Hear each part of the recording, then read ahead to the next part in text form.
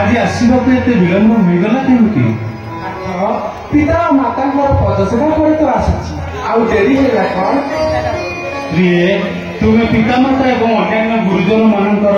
उपयुक्त सेवा द्वारा संतुष्ट कराई सावधान जेपरी तुम कार्य से संतुष्ट चाहती नाथ से विषय तुम मत विशेष उपदेश लोड़ा ना जो नारी निज शाशु शशुर को देवता बोली मन करी निज सेवा द्वारा संतुष्ट कराई न पारि से जगत में नारी नुहे नारी रूपधारिणी राक्षसी आ विशेष कौन कहबी यह तुम पक्ष मो पक्षे विशेष गौरवर विषय तुम मुखर कहीं आज दुश्चिंता थिबार जଣା पड़ुछि तुम कला पवन कहीं सुखी जाइछि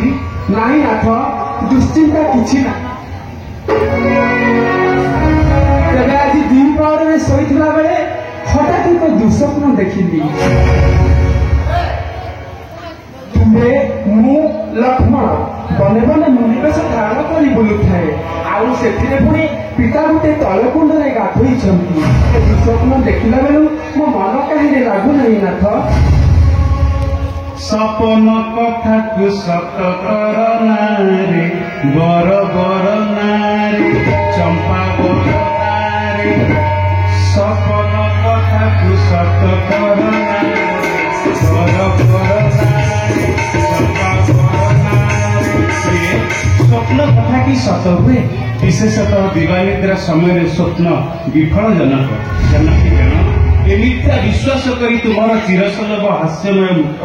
दुखमय करवा अनुचित आस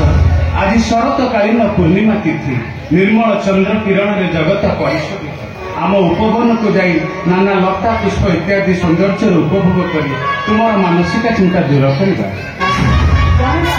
आनंद से मोर किसी आपत्ति नहीं तेरे राति टिके डेरी हो उपवन को जाई नाना लता पुष्प इत्यादि उपभोग करी सांगे सांगे फेरी आसी